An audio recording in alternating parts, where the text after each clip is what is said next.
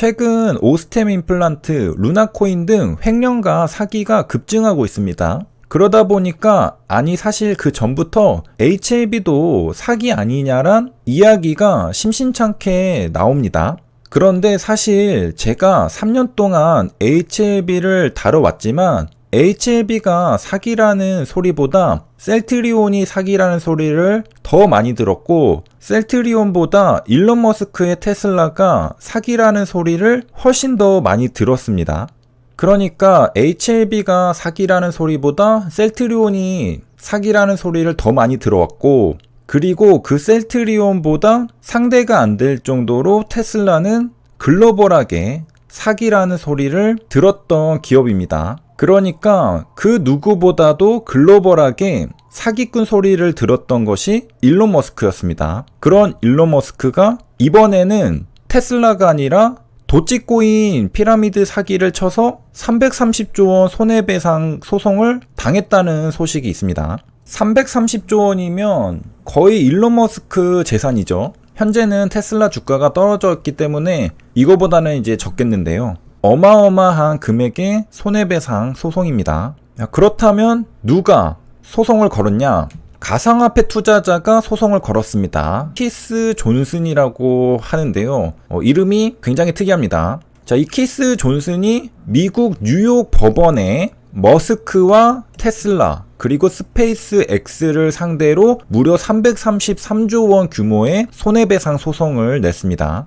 자, 어떤 이유로, 어떤 논리로 소송을 걸었느냐? 존슨이 말하기를 피고들은 머스크, 테슬라, 스페이스 X를 말하는 것이겠죠. 이 피고들은 도치코인이 가치가 없다는 것을 알면서도 이득을 취하기 위해 이 코인을 홍보했다라고, 이것은 가치가 없다는 걸 알면서도 홍보를 했기 때문에 사기다라는 거죠. 게다가 머스크는 세계 최고 부자라는 지위를 이용해서 자신의 금전적 이익과 즐거움을 위해서 도치코인 피라미드 사기를 저질렀다고 주장을 했습니다. 일론 머스크는 이미 그전에도 화제의 인물이었는데 세계 최고 부자까지 되었으니까 어그로가 엄청나게 끌리는 인물이죠. 그렇기 때문에 일론 머스크가 한마디 하면은 도치코인이 삐용 하고 올라가고, 또 한마디 하면은 삐용 내려가고, 또 한마디 하면 삐용 올라가고 그랬던 적이 있죠. 일론 머스크가 처음에는 도치코인의 아버지를 자처하면서 코인을 띄울 때는 사람들이 굉장히 환호를 했었습니다. 자, 그런데 일론 머스크가 말하면서 한 번씩 떨어질 때가 있었거든요. 예를 들어서 SNL에 출연해서 도치코인은 사기라고 농담조로 말하는데 도치코인은 폭락했죠.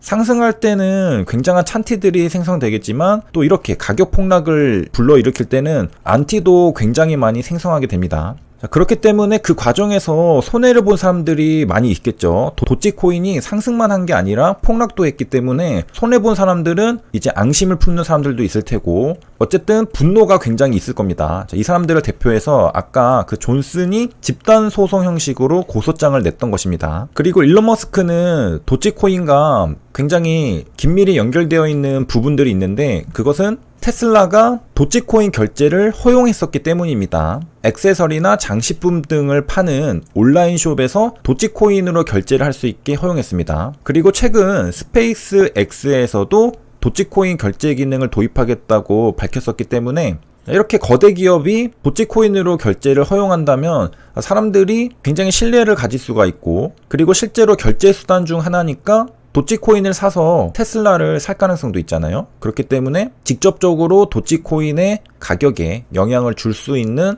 상태였습니다. 이런 관점에서 보면은 일론 머스크가 단순히 재미와 흥미를 위해서 도치코인을 홍보했다고 보기는 힘들죠. 왜냐하면은 실질적으로 도치코인의 결제를 허용한 바가 있기 때문에 이것은 직접적으로 관여를 한 셈이다. 말만 한 게 아니라 실질적으로 영향력을 행사했기 때문에 도치코인의 시세가 폭락하니까 그 화살은 머스크로 돌아가게 됐던 것입니다. 그 결과 고소장을 받게 됐죠. 실제로 말만 했으면 비난 정도로 끝났을 가능성이 있는데, 말만 한 게 아니라 실제로 회사를 이용해서 도치코인과 관련된 일들을 했기 때문에 그 후폭풍이 있는 게 아닌가 그런 생각이 듭니다. 현재 도치코인 어느 수준이냐, 고점 대비 99.8% 폭락했다고 합니다. 이 정도 폭락이면은 소송 들어갈 만 하죠.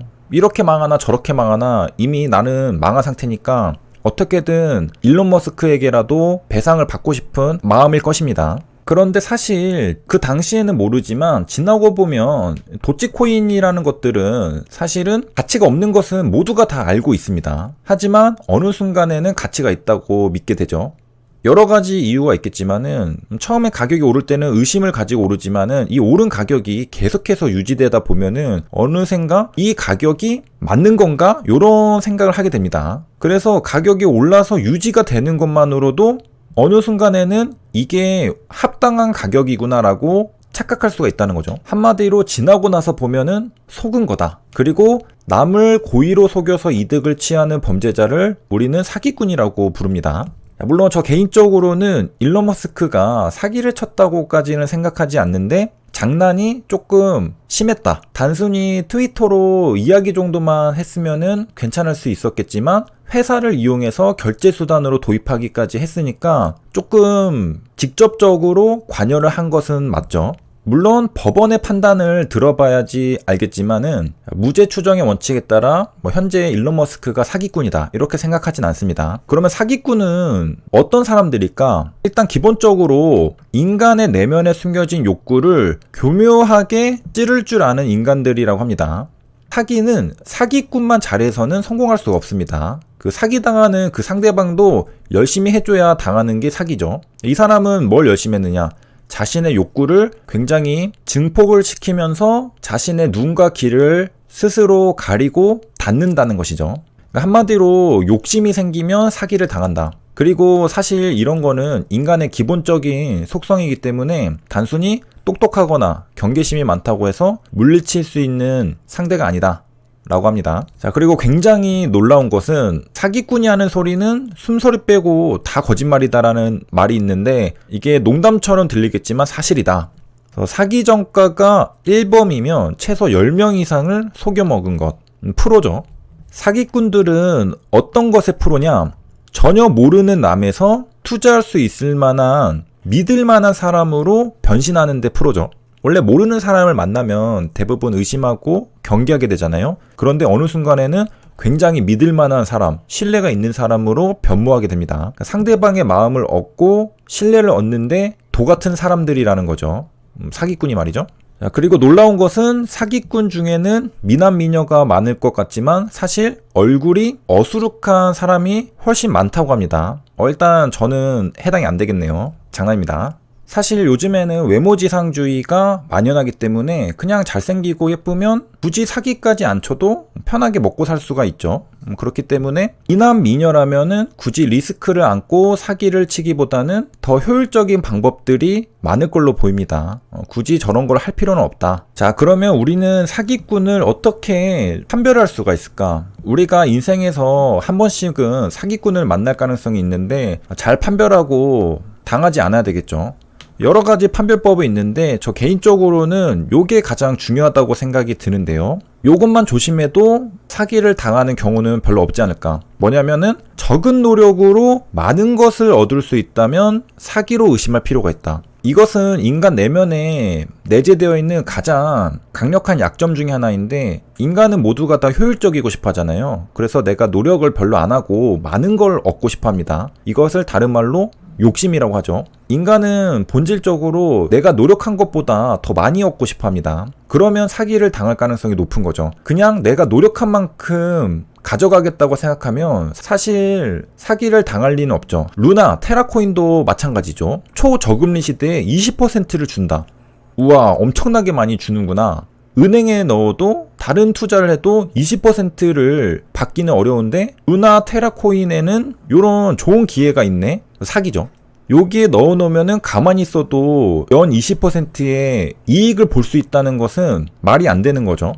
하지만 인간은 공짜를 선호하는 본능이 있기 때문에 이것을 자각하지 않으면 언제든지 사기에 걸려들 수 있습니다. 그렇기 때문에 항상 이것만 명심하면은 크게 사기를 당할 일은 별로 없지 않을까. 내가 노력도 없이 많은 것을 얻을 수 있다? 그거 자체가 불가능한 거죠. 그리고 누군가 적은 노력으로 많은 것을 얻을 수 있다고 무언가를 제안한다. 그거 사기일 가능성이 높다고 봅니다. 그리고 대부분 사기를 당한 사람들은 귀신에게 홀린 듯이 당했다고 합니다. 그러니까 뭔가 꽂혀가지고 이성적인 생각을 전혀 할 수가 없었다는 거죠. 본능적으로 말려 들어간 겁니다. 그래서 항상 의식적으로 논리적으로 이 상황에 대해서 생각해 보려는 노력이 필요하다고 보는데요. 저도 몇 년간 사람을 잘못 생각하고 잘못 판단했던 경험이 많기 때문에 진짜 사람은 알다가도 모르겠습니다. 나도 내 자신을 잘 모르겠는데 그래서 살다 보면 나의 또 다른 모습들을 발견할 때가 많잖아요. 그렇듯이 다른 사람한테서도 여러 가지 면을 볼 수가 있다. 그래서 한 면만 보고 그 사람을 판단하면 사실은 완전히 잘못 생각하고 있을 가능성도 있다. 이런 생각도 듭니다. 이상으로 세 줄력입니다. 최근에 여기저기서 사기라는 소리가 많이 들리는데요. HLB도 셀트리온도 테슬라도 다 사기라는 소리를 한 번씩은 듣고 현재의 기업까지 성장을 해왔습니다. 그런데 최근에 일론 머스크는 테슬라도 아닌 도찌코인 사기로 무려 330조 원의 소송이 걸렸는데요. 도찌코인이 99% 폭락하자 결제 시스템 도입으로 실질적인 영향력을 행사했었던 일론 머스크로 화살이 돌아간 걸로 보입니다. 사기 얘기가 나와서 사기꾼의 특성들을 살펴봤는데요. 제가 봤을 때는 이거 하나만 조심하면 그래도 사기 함정에서 어느 정도 거리를 둘 수 있지 않을까 그런 생각이 드는데요. 그것은 적은 노력으로 많은 것을 얻으면 사기다. 경제학에 이런 말이 있죠. 공짜 점심은 없다. 누군가 공짜로 점심을 사준다는 것은 원하는 게 있다는 뜻입니다. 하지만 인간은 또 공짜를 선호하는 본능이 있기 때문에 사기에 취약한 것도 마찬가지죠. 인간의 심리가 잘못됐다기보다는 인간은 원래 효율성을 추구하기 때문에 기본적으로 적은 노력으로 많은 것을 얻으려고 합니다. 욕심인데 그 욕심으로 인해서 사기를 당할 수도 있다는 것을 기억해야 되고요. 그냥 인생은 이렇게 생각하는 게 편한 것 같습니다. 내가 노력한 만큼만 먹겠다.